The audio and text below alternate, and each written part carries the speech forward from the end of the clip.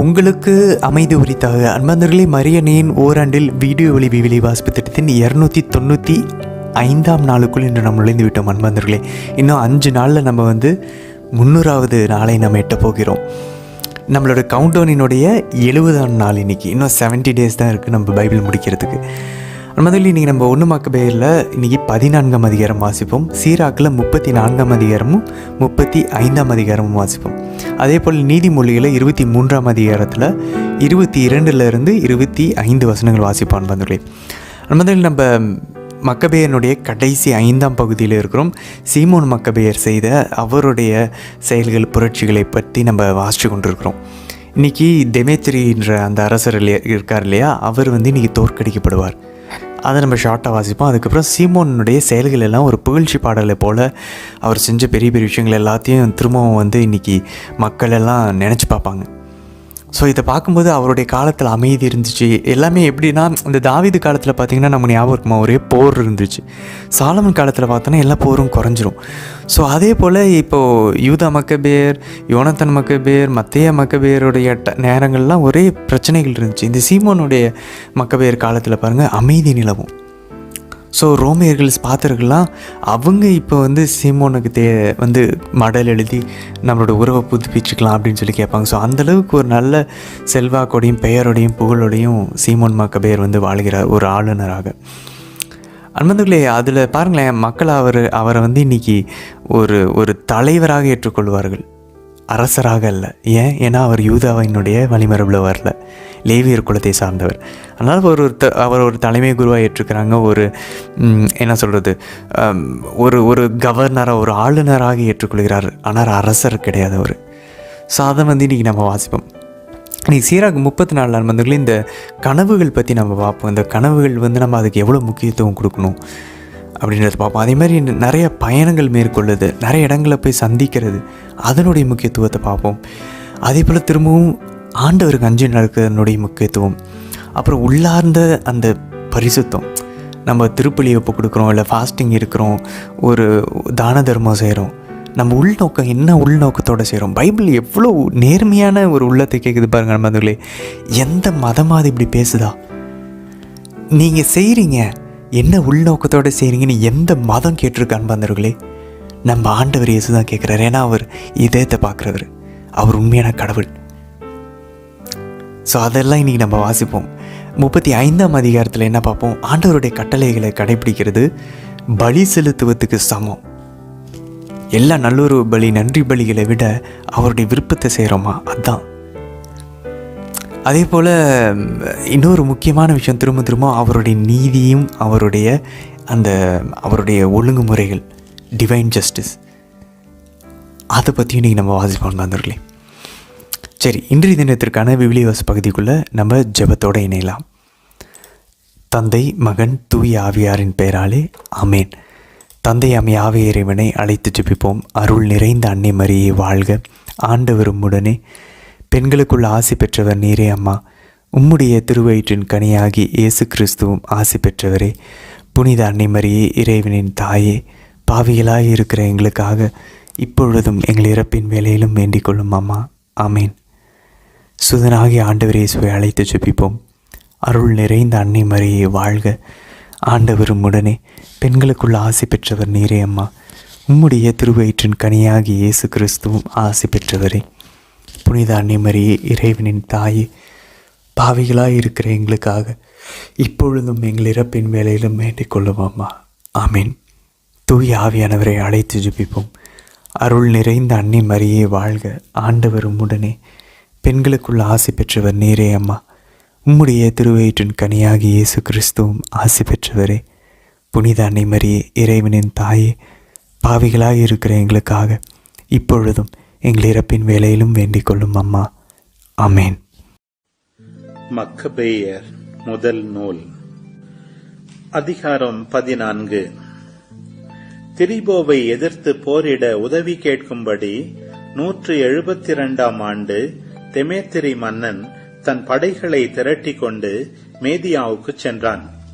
தெமேத்திரி தன் எல்லைக்குள் நுழைந்து விட்டான் என்று பாரசீகம், மேதியா நாடுகளின் மன்னனான அர்சாகு கேள்விப்பட்டு அவனை உயிரோடு பிடித்து தன்னிடம் கொண்டு வருவதற்காக தன் படை தலைவர்களுள் ஒருவனை அனுப்பினான். அவன் சென்று தெமேத்திரியின் படையை முறியடித்து அவனை பிடித்து அர்சாகு அரசனிடம் கூட்டிச் சென்றான். அரசன் அவனை சிறையில் அடைத்தான். சீமோனுடைய காலம் முழுவதும் யூதா நாடு அமைதியாயிருந்தது. அவர் தம் இனத்தாரின் நலனையே நாடினார். அவருடைய அதிகாரமும் ஆட்சியும் அவர் தம் ஆட்சி காலம் முழுவதும் அவர்களுக்கு மகிழ்ச்சி அளித்தன. யாப்பா நகர் துறைமுகத்தை கைப்பற்றினார். தீவுகளுக்கு செல்லும் வாயிலாக அதை அமைத்தார். இச்செயல் அவரது மாட்சிக்கே மணிமுடி ஆயிற்று. தம் அரசின் எல்லைகளை விரிவுபடுத்தினார். நாட்டை தம் கட்டுப்பாட்டுக்குள் கொண்டு வந்தார். மிக பல போர் கைதிகளை ஒன்று சேர்த்தார். கசாராவையும் பெத்சூரையும் எருசலேம் கோட்டையையும் அடிபணியச் செய்தார். கோட்டையிலிருந்து தீட்டுகளை நீக்கி தூய்மைப்படுத்தினார். அவரை எதிர்த்தெழ யாரும் இல்லை. மக்கள் தங்கள் நிலத்தை அமைதியாக பயிரிட்டு வந்தார்கள். நிலம் நல்ல விளைச்சலை தந்தது. சமவெளி மரங்கள் கனி கொடுத்தன. மூப்பர்கள் அனைவரும் தெருக்களில் அமர்ந்தார்கள்.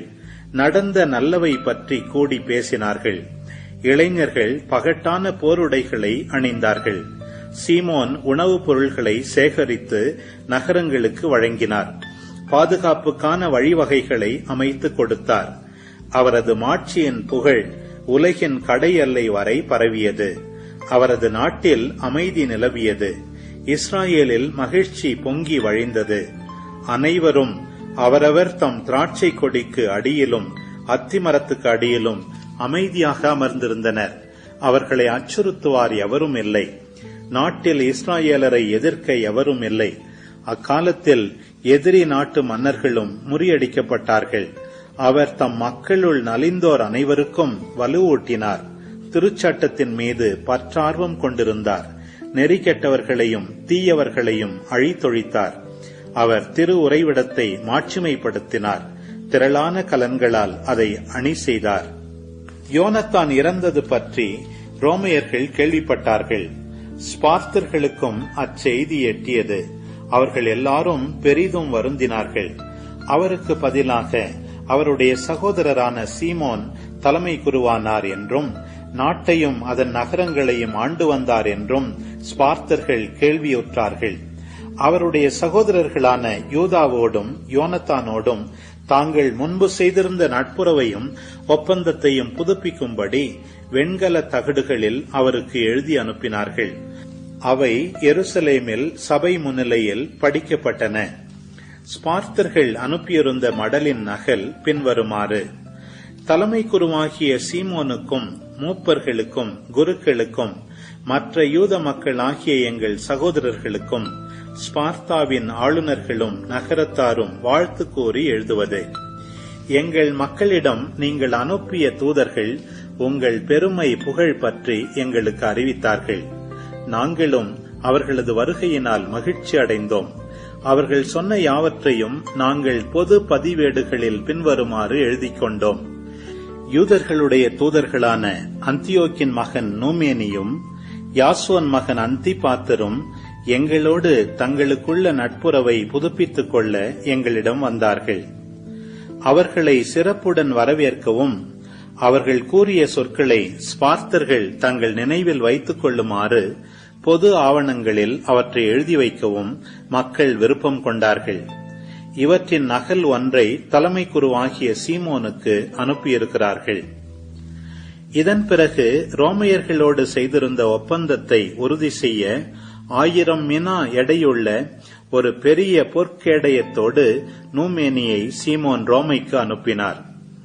இஸ்ராயேல் மக்கள் இவற்றை பற்றி கேள்விப்பட்டபோது சீமோனுக்கும் அவருடைய மைந்தர்களுக்கும் நாங்கள் எவ்வாறு நன்றி செலுத்துவோம்? ஏனெனில் அவரும் அவருடைய சகோதரர்களும் அவருடைய தந்தை வீட்டாரும் உறுதியாக இருந்தார்கள். இஸ்ராயேலின் பகைவர்களோடு போரிட்டு அவர்களை துரத்தி அடித்தார்கள். இவ்வாறு அதன் விடுதலையை நிலைநாட்டினார்கள் என்று சொல்லி வியந்தார்கள். எனவே இச்சொற்களை வெண்கல தகடுகளில் பொறித்து சீயோன் மலையில் இருந்த தூண்கள் மீது வைத்தார்கள். இதுதான் அவர்கள் எழுதியதன் நகல்.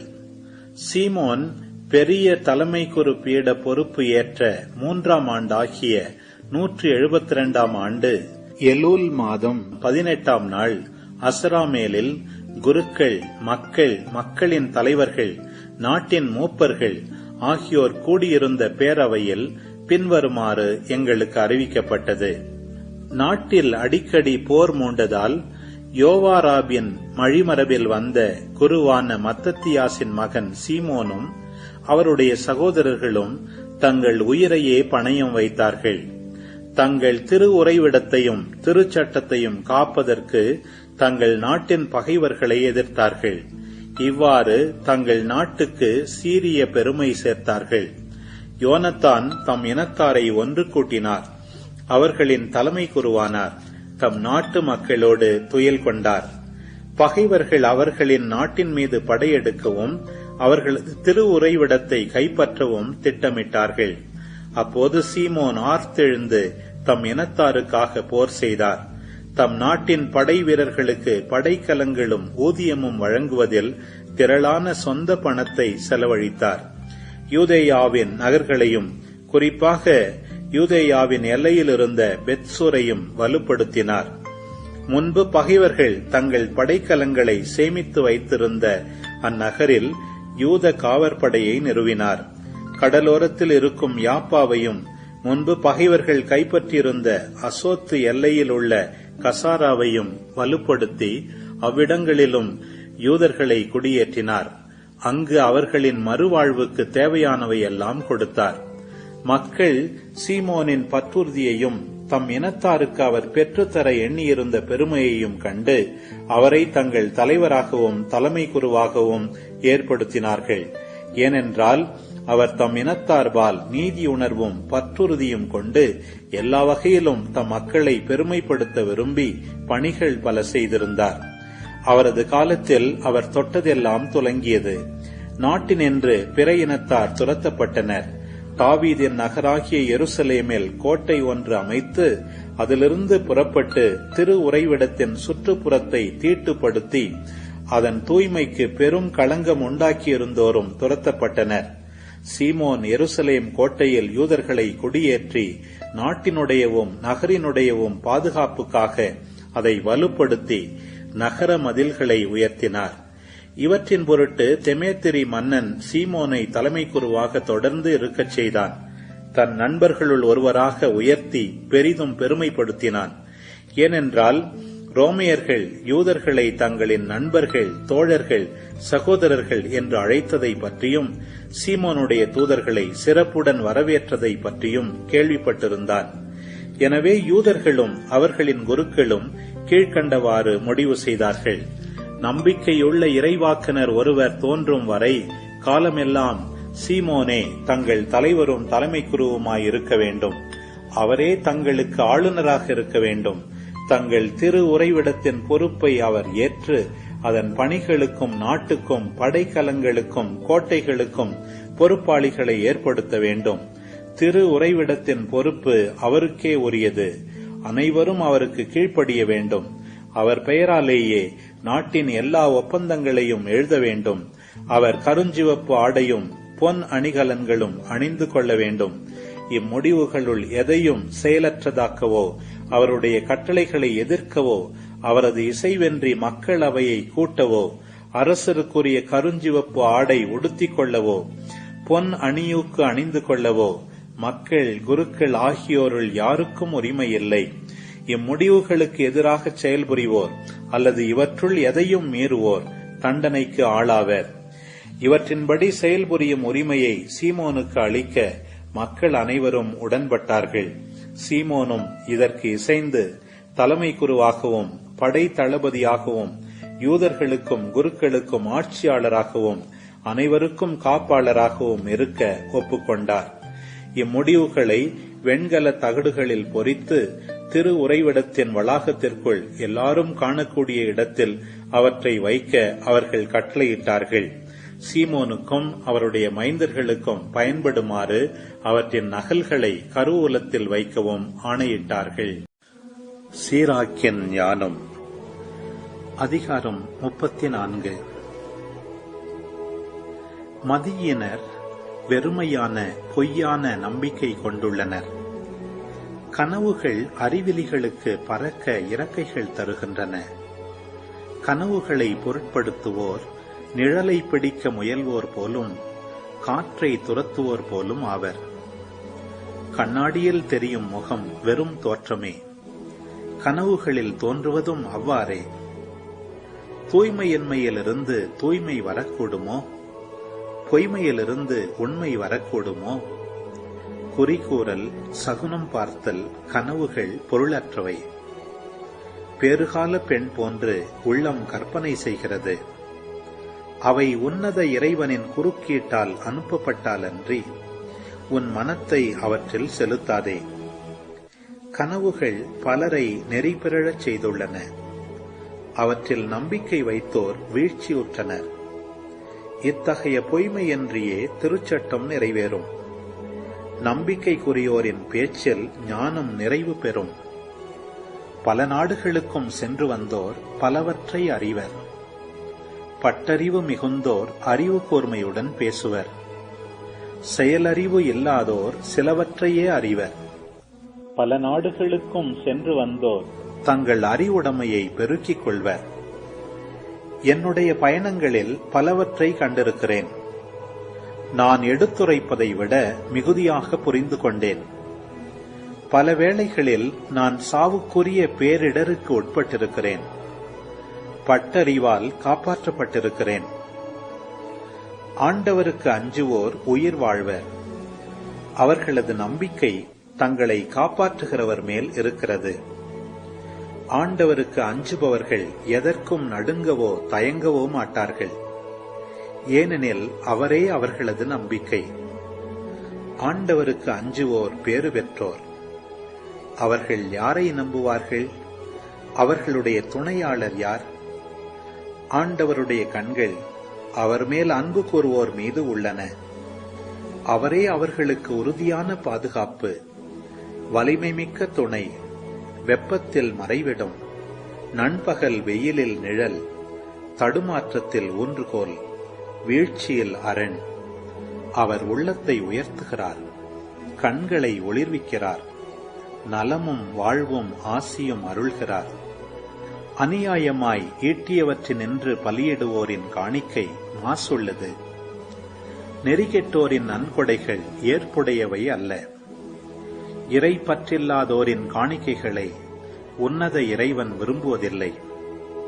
ஏராளமான பலி செலுத்தியதற்காக அவர் ஒருவருடைய பாவங்களை மன்னிப்பதில்லை. ஏழைகளின் உடைமையிலிருந்து பலி செலுத்துவது தந்தையின் கண்முன்னே மகனை கொலை செய்வதற்கு இணையாகும். எளிய உணவே ஏழைகளுக்கு உயிர். அதை அவர்களிடமிருந்து பறிப்பவர்கள் இரத்த வெறியர்கள். அடுத்தவர் பிழைப்பை கெடுப்பது அவர்களை கொல்வதாகும்.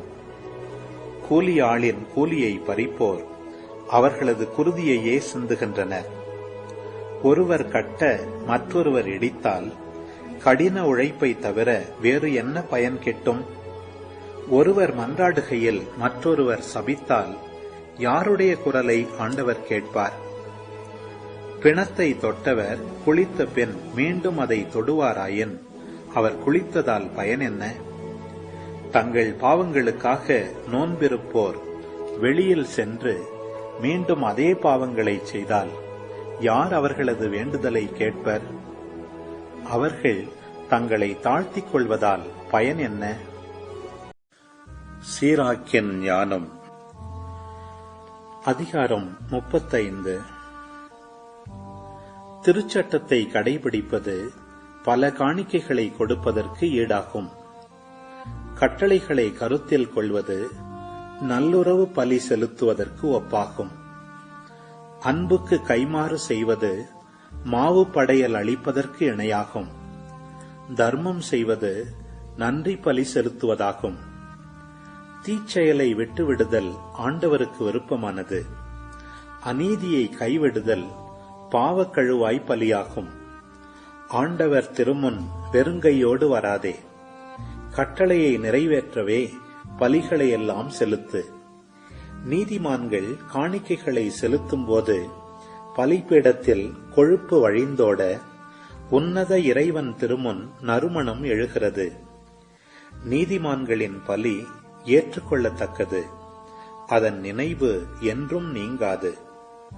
ஆண்டவரை தாராளமாய் மாட்சிமைப்படுத்து. உன் உழைப்பின் முதற்கனிகளை கொடுப்பதில் கணக்கு பார்க்காதே. கொடை வழங்கும் போதெல்லாம் முகமலர்ச்சியோடு கொடு. 10 பங்கை மகிழ்ச்சியோடு கடவுளுக்கு உரித்தாக்கு.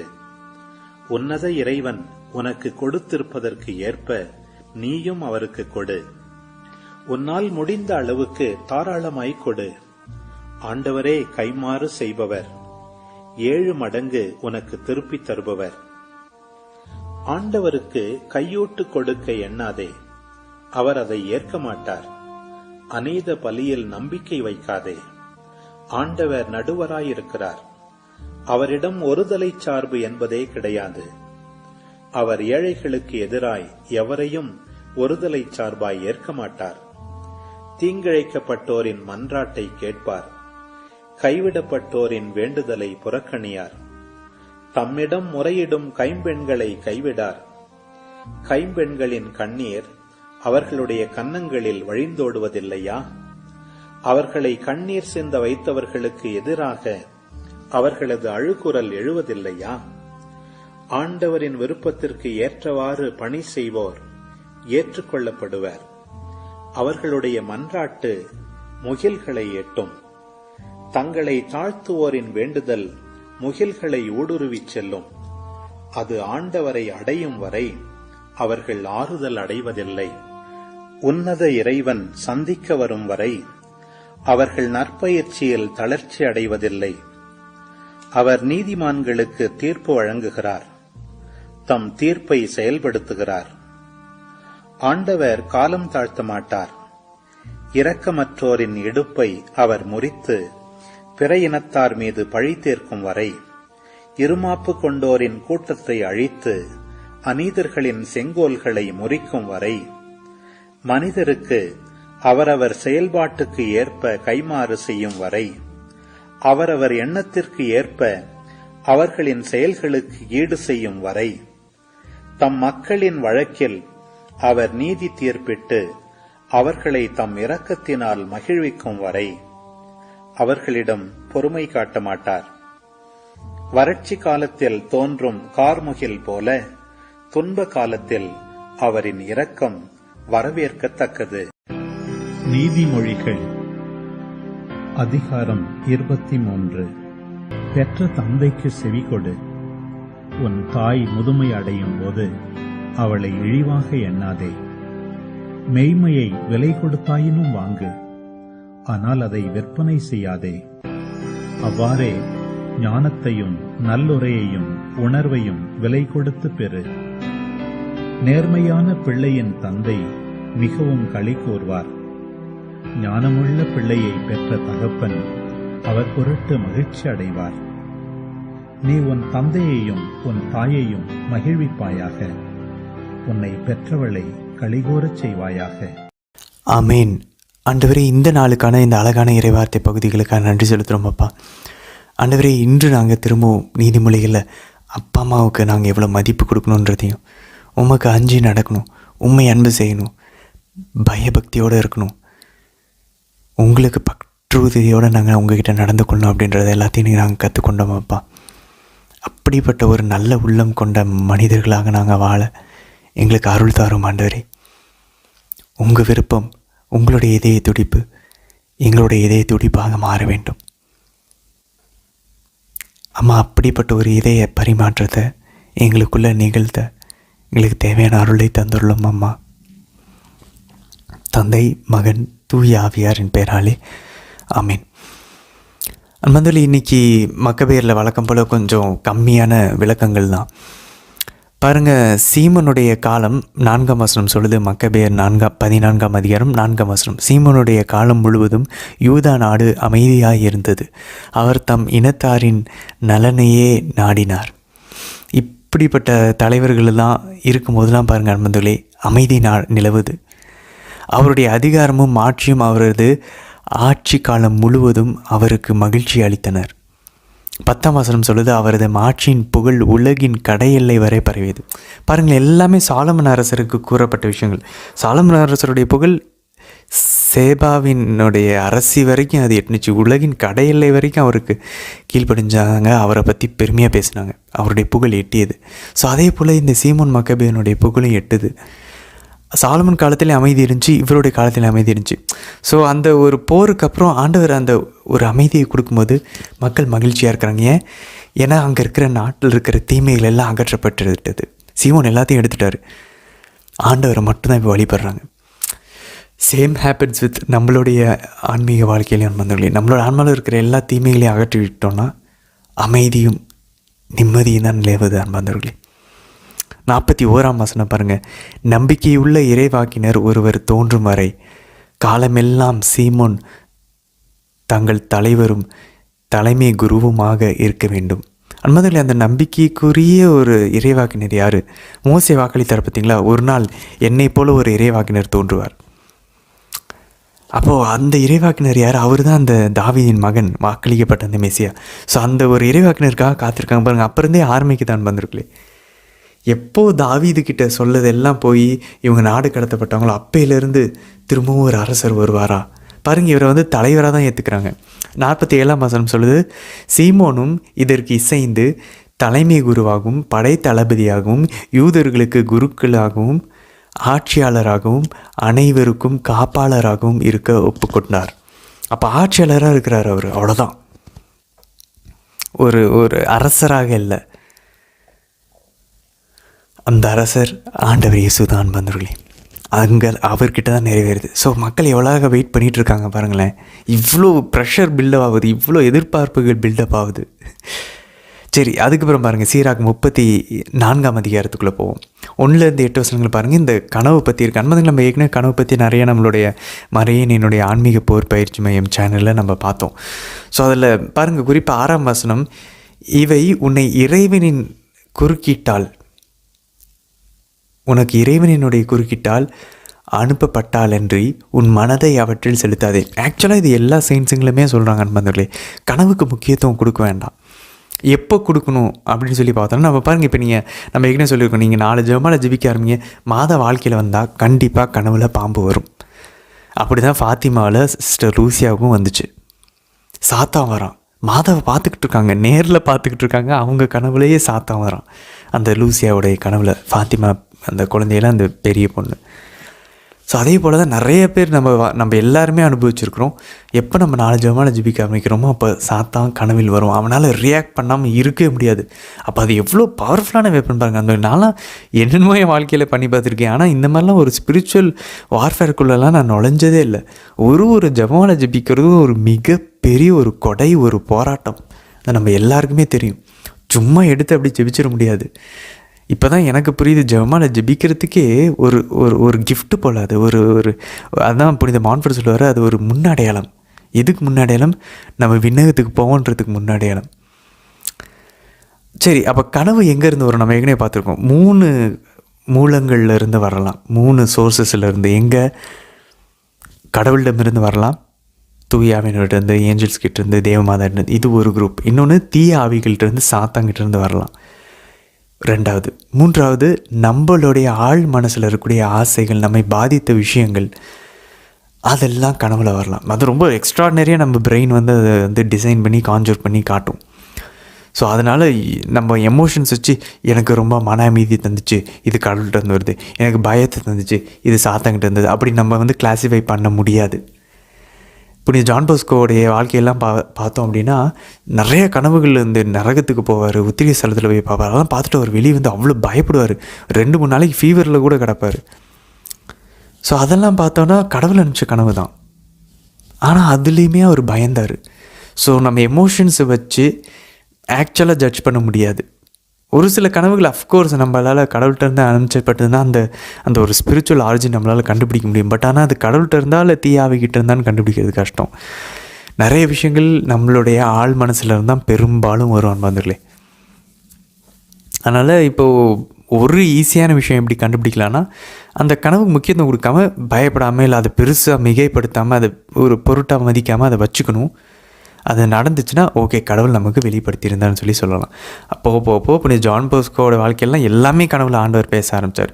ஸோ அந்த மாதிரி எக்ஸ்ட்ராடினரியாலாம் ஒருத்தருக்கு 2 பேருக்கு தான் வருவான்னு பார்த்துருக்கே. ஸோ நமக்கெலாம் நம்ம எப்போயாச்சும் தான் நடக்கும், கவனமாக இருக்கலாம் அந்த கனவுகளின் அடிப்படையில். பட் மோஸ்ட்டாக அந்த சைடில் போகாமல் இருக்கிறது நல்லதான் பார்த்துருக்கே. அது நடக்கும்போது அது கடவுள் அமிச்சாரா என்னன்றது நமக்கு தெரியும். நடக்கலை அப்படின்னா நம்மளுடைய மனசு நம்மளையே அது கற்பனை செஞ்சுக்கிச்சு. 10ஆம் வசனம் பாருங்கள். பல நாடுகளுக்கும் சென்று வந்தோர் தங்களது அறிவுடைமையை பெருக்கிக் கொள்வர். அதில் அது உண்மைதான். நானும் ஒரு காலத்தில் ரொம்ப சோம்பேறியாக இருந்தேன், ரொம்ப அப்படியே சொகுசாக இருப்பேன். டாய்லெட் பாத்ரூம்லாம் அப்படி க்ளீனாக இருக்கணும், எங்கேயும் போகக்கூடாது, இந்த ட்ராவலுக்கெலாம் பண்ணவே மாட்டேன். எப்போ ஸ்கூல் விட்டு வெளியே வந்தோன்னா நம்ம கல்லூரிக்கு போக ஆரம்பித்தோம், ஹாஸ்டலில் தங்க ஆரம்பித்தோம், அப்போ போகிறது, வீட்டுக்கு வர்றது. ஸோ இந்த மாதிரிலாம் ட்ராவல் பண்ண அதுக்கப்புறம் வேலைக்கு நிறைய விஷயங்கள் இது உண்மை தான். நம்ம பல இடங்களுக்கு செல்லும் போது நிறைய விஷயங்கள் பார்க்கும்போது புனித குழந்தை தெரசாவும் அப்படி தான். அவங்களும் ரோமுக்கெலாம் திருப்பயணம் போகும்போது அவங்க அதெல்லாம் பார்த்துட்டு அழகான அந்த சுவிட்சர்லாந்து மலைகள்லாம் பார்த்துட்டு இது எல்லாமே கடவுளுடைய அன்பு நமக்கு வெளிப்படுத்துது. இது எல்லாத்தை விட ஒரு அழகு, அந்த கார்மேல் அந்த கான்வென்ட்டுக்குள்ளே போய் அந்த 4 செவத்துக்குள்ளே அடையப்பட்டிருக்கும் போது ஆண்டவரோடு இருக்கிற அந்த சந்தோஷத்துக்கு இந்த சுவிட்சர்லாந்து மலையில், இந்த ரோம், இந்த பெரிய உலகத்தில் இருக்கக்கூடிய பெரிய பெரிய பில்டிங், கலைநயங்கள், இது எதுவுமே ஒப்பிடவே முடியாது அந்த சந்தோஷத்தில் அப்படின்னாங்க. ஸோ அவங்க இந்த உலகத்தை பார்க்க எப்போ இதை விட்டுட்டு போவோன்னு அவங்களுக்கு தோணுது. எப்படி இருந்திருக்காங்க பாருங்களேன் புனித குழந்தை தெரசா. ஸோ இந்த உலக அறிவு கடவுள் நம்ம மேலே வச்சிருக்கக்கூடிய அன்பை காட்டுது, அவருடைய ஞானத்தை நமக்கு வெளிப்படுத்துது, அவருடைய அழகை வெளிப்படுத்துது. மலைகளும் அந்த பூக்களும் மரங்களும் அந்த ஆறுகளும் நதிகளும் ஃபால்ஸும் இவ்வளோ அழகாக இருக்குன்னா, அந்த புல்வெளிகள் எல்லாம், ஒவ்வொரு புல்வெளிகள்லாம் பார்க்கும்போது நமக்கு ஆண்டவரின் நாயின் ஞாபகம் வரணும். அந்த மாதிரி நம்ம அதை ஜெபமாக மாற்றலாம், கடவுளுக்கு நன்றி சொல்லலாம். ஆண்டவர் இவ்வளோ அழகான இடங்களுக்கு என்னை கொண்டு வந்ததுக்காக நன்றி சொல்லலாம். ஸோ அந்த மாதிரி பல நாடுகளுக்கு போகும்போது நம்மளுடைய புரிதல், அறிவு பெருகும், அது விரிவும் அடையும், அந்த எக்ஸ்பேண்ட் ஆகும். ஸோ மோஸ்ட்டாக ட்ராவல் பண்ணது நல்லது. மாதிரி இந்தியாவிலேயே நம்ம நிறையா திருப்பயணங்கள் மேற்கொள்ளலாம். கொல்கட்டாவில் புனித அன்னை தெரசாவுடைய கல்லறைக்கு போகலாம், கோவாவில் புனித ஃப்ரான்சிஸ் அவேரியாருடைய உடம்பை போய் பார்க்கலாம், கேரளாவில் புனித அல்ஃபோன்ஸ் அம்மாள், புனித குரியாக்கோஸ், புனித தேவசகாயம் பிள்ளை, இந்த மாதிரி நிறையா திருப்பயணங்கள் இருக்குது, நிறைய கோயில்கள் இருக்குது. நம்ம வேளாங்கண்ணி, பூண்டி, பழவேற்காடு, கிறிஸ்டியன்பேட்டை, வேலூர், மாதாவுடைய இது, அந்த மாதிரி நிறையா நம்ம சர்ச்சஸ் இருக்குது இல்லையா, கோணாங்குப்பம், சொல்லிக்கிட்டே போகலாம். நிறையா வில்லியனூர் இருக்குது, இன்னும் நிறையா அச்சரப்பாக்கம், மணல் மலை மாதா, மறைமலை மாதா, நிறையா எல்லாமே நம்ம இந்த இடங்களுக்கெல்லாம் போய் நம்ம பார்க்கலாம். கண்டிப்பாக இடங்களுக்கு போக போக போக நம்ம அந்த நபர்களை, வேறு கலாச்சாரங்களை பார்க்கும்போது நம்மளுடைய அறிவு பெருகும். ஸோ அது ஒரு ரொம்ப முக்கியமான ஒரு அழகான ஒரு ஞானம். சின்ன ட்ரிப்பு ஃபேமிலிக்கு பிளான் பண்ணி நம்ம போகலாம் எங்கேயாச்சும் அன்பார்ந்தவர்களே. ஒரு திருப்பயணமாக போகணும், பிள்ளைங்களுக்கும் அந்த இடத்த பார்த்த மாதிரி இருக்கும், நம்ம கடவுள்கிட்டையும் போயிட்டு வந்த மாதிரி ஒரு ஃபீல் இருக்கும். அதை ஜெபத்தோடு ஜெபிச்சுக்கிட்டே போகணும். போகிற வழியெல்லாம் ஜெபமாலை ஜெபிக்கணும், வரும்போதும் ஜெபமாலை ஜெபிக்கணும். அங்கே போயிட்டு ஒரு ஜெபமாலை மாஸ் அட்டன் பண்ணணும், முடிஞ்சால் கன்ஃபெஷன் அங்கே பண்ணலாம். ஸோ அந்த மாதிரி பிளான் பண்ணணும். சும்மா ஏதோ போயிட்டு வந்தோன்னு இருக்கக்கூடாது, அங்கே ஜெபிக்கணும், ஜெபமாலை சொல்லணும், கன்ஃபெஷன் போகணும், மாஸ் அட்டன் பண்ணணும், அப்படி யோசிக்கணும். அதுக்கப்புறம் பாருங்கள் 16ஆம் வசனம். ஆண்டவருக்கு அஞ்சுபவர்கள் எதற்கும் நடுங்கவோ தயங்கவோ மாட்டார்கள், ஏனெனில் அவரே அவர்களது நம்பிக்கை. அன்மதில் எவ்வளோ அழகாக இருக்குது பாருங்களேன். நான் பயப்பட மாட்டேன், ஏன்னா என் நம்பிக்கை ஆண்டவர். இறை பற்றில்லாதோர் 19ஆம் வசனம் சொல்லுது, இறை பற்றில்லாதோரின் காணிக்கைகளை உன்னத இறைவன் விரும்புவதில்லை, ஏராளமான பலி செலுத்துவதற்காக அவர் ஒருவருடைய பாவத்தை மன்னிப்பதில்லை. அன்மதில் அப்போ நான் நிறைய ஜெபமாலைகள் ஜெபிக்கிறேன், நிறைய நான் திருப்பலிகள் டெய்லி அட்டன் பண்ணுறேன். இல்லை நம்ம இறைப்பற்றோடு பண்ணுறோமா? மனசு எப்படி இருக்குன்னு ஆண்டவர் கேட்குறாரு.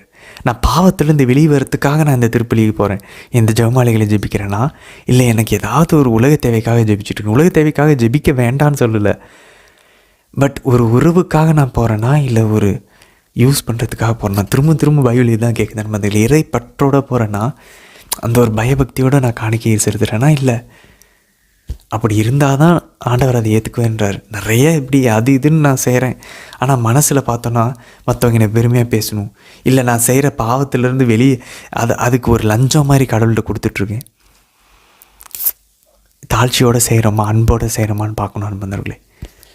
20ஆம் வசனம் பாருங்கள். ஏழைகளின் உடைமையிலிருந்து பலி செலுத்துவது தந்தையின் கண் முன்னே மகனை கொலை செய்வதற்கு இணையாகும். மாதிரி புனிதர்கள் புனித இன்னாசியார் சொல்லுவார், நிறைய பேர் புனித ஆசிரியர் எல்லாமே பூசை பாத்திரத்தை கூட, அந்த நற்கரணையை வைக்கிற அந்த பாத்திரங்களை கூட விற்று பூசையினுடைய பொருள் கூட பாருங்கள். புனித ஜான் போஸ்கோட அம்மாலாம் கடைசியாக பூசை பலிபீடத்து மேலே போட்டிருந்த அந்த துணியை எடுத்து அந்த டைமில் இருந்த அந்த கொள்ளை நோயில் இறந்து போனவர்களோட அவங்களுக்கெல்லாம் மூடுறதுக்கு அந்த துணியை கொடுத்தாங்களாம். ஸோ அது பாருங்கள், இங்கேயும் இருக்குது பாருங்கள், ஏழைகளுக்கு உதவுறது கடவுளுக்கு உதவுறதுக்கு சமம். அப்போ உயிரை காப்பாற்றுறதுக்காக பூசையினுடைய பொருட்களை கூட விற்கலாம்னு சொல்லி புனிதர்கள் சொல்கிறாங்க. எவ்வளோ அழகான ஒரு பேலன்ஸ் பாருங்களேன் கிறிஸ்துவ இந்த நம்மளுடைய வாழ்க்கையில். நிறைய பேர் என்ன பண்ணுவாங்க, இல்லை கடவுளுக்காக நம்ம உயிர் இறந்தாலும் அந்த பேலன்ஸ் பாருங்களேன், எங்கே எந்த இடத்த கட் பண்ணணும், எந்த இடத்துல வரணும், ஆண்டவர் எதை விரும்புகிறார், அந்த ஞானம் பாருங்கள் பைபிள் தான் தருது. பூசை பொருட்களை கூட விற்கலாம் ஒருவரோட உயிரை காப்பாற்றுறதுக்கு, ஒரு ஏழையினோட உயிரை காப்பாற்றுறதுக்கு. 36ஆம் வசனம் பாருங்கள். தங்கள் பாவங்களுக்காக நோன்பு இருப்போர் வெளியே சென்று மீண்டும் அதே பாவங்களை செய்தால் யார் அவர்கள் வேண்டுதலை கேட்பார்? அவர்களை தங்களையே தாழ்த்தி கொள்வதால் என்ன பயன்? எவ்வளோ கரெக்ட் பாருங்களேன். நம்ம உபவாசம் இருக்கிறோம், வெளியே போய் திரும்ப ஒருத்தவங்கிட்ட கோமா பேசிட்டு வரோம்னா என்ன யூஸ்? அப்போ பாருங்களேன், நம்ம எதுக்கு உபவாசம் இருக்கணும்? நம்ம ஏன் பலி செலுத்தணும்? நம்ம ஏன் திருப்பலிக்கு போகணும்? நான் ஏன் ஜெபமாலை ஜெபிக்கணும்? ஏன்? அந்த உள்நோக்கத்தை கரெக்ட் பண்ணோன்னா நம்ம ஜபங்களும் உபவாசங்களும் தான தர்மங்களும் முழு பலனை தரும் அன்பர்களே. அல்டிமேட்டாக ரோசரி ஏன் எனக்கு ஒர்க் ஆக மாட்டேங்குது அப்படின்னா நம்ம நோக்கம் தப்பாக இருக்குது.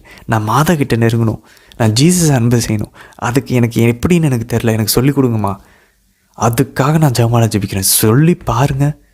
ஓ மை காட், பவர்ஃபுல்லாக இருக்கும். 1ஆம் வசனம் பாருங்கள். திருச்சட்டத்தை கடைப்பிடிப்பது பல காணிக்கைகளை கொடுப்பதற்கு ஈடாகும். அதுதான் பலி செலுத்துறது, ஜெபமாலை ஜெபிக்கிறதெல்லாம் வேண்டான்னு சொல்லலை. இதெல்லாம் திருச்சட்டத்தை கடைபிடிக்கிறதுக்காக பண்ணுறோமா, இறைவார்த்தையை கடைபிடிக்கிறதுக்காக, அவரோட விருப்பத்தை என் பாவத்திலேருந்து வெளியே வரணுங்கிறதுக்காக பண்ணுறோமா, ஃபைன். கட்டளைகளை கருத்தில் கொள்வது நல்லுறவு பலி செலுத்துவதுக்கு ஒப்பாகும். பாருங்க, அந்த 7 தலையின பாவத்தை நான் செய்யவே கூடாது. ஒவ்வொரு செகண்டும் இதுதான் நம்ம யோசிச்சுட்டு இருக்கணும். நான் செய்கிறது கடவுளோட விருப்பமா, அது அவருக்கு பிடிக்குமா, நான் இப்போ பாவம் செய்கிறேன்னா என் சிந்தனையில் கண்ணில் எப்பயுமே இதே தான் யோசிச்சுட்ருக்கணும். அவர் விருப்பத்தை செய்கிறதுக்கு ட்ரை பண்ணணும், அன்போட சந்தோஷத்தோடு செய்யணும். இதை ஒரு குற்ற உணர்வோடு செய்யக்கூடாது. 2ஆம் வசனம் சொல்லுது 35ஆம் அதிகாரம், தர்மம் செய்வது நன்றி பலி செலுத்துவதற்கு சமம். அப்போ தர்மம் செய்கிறது, ஆண்டவருடைய திருச்சட்டத்தை கடைபிடிக்கிறது, உபவாசம் இருக்கிறது, இது எல்லாமே பலி செலுத்துவதற்கும் திருச்சபையில் நம்மளுடைய ஜெபமாலைகளை ஒப்பு கொடுப்பதற்கும் சமமான பாந்தர்களே.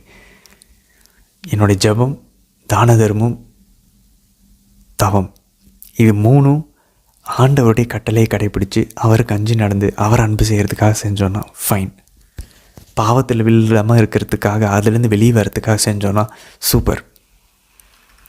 4ஆம் வசனம் பாருங்கள். ஆண்டவர் திருமுன் வெறும் கையோடு வராதே, கட்டளையை நிறைவேற்றவே பலிகளை எல்லாம் செலுத்து. பாருங்கள், பலி எதுக்கு செலுத்துமா? கட்டளைகளை நிறைவேற்றவே.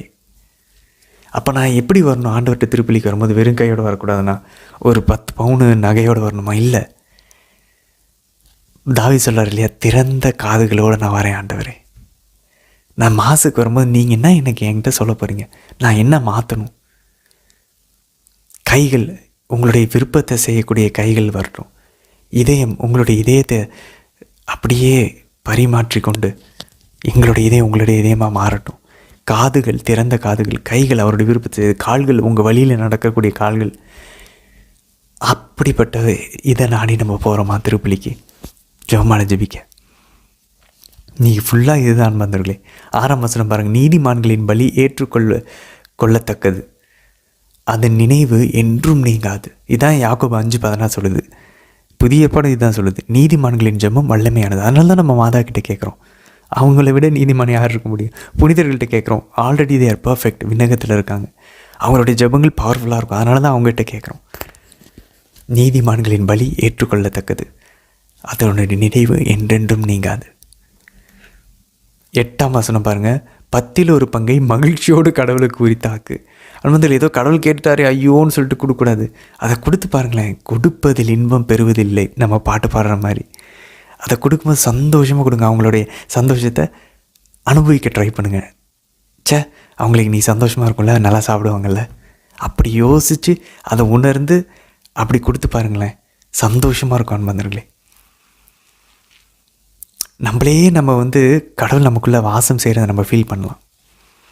16ஆம் வசனம் பாருங்க. ஆண்டவரின் விருப்பத்திற்கு ஏற்றவாறு பணி செய்வோர் ஏற்றுக்கொள்ளப்படுவர், அவர்களுடைய மன்றாட்டு முகில்களை எட்டும். அப்போ ஆண்டவருடைய விருப்பப்படி செஞ்சோன்னா நம்மளுடைய மன்றாட்டு முகில்களை எட்டும்.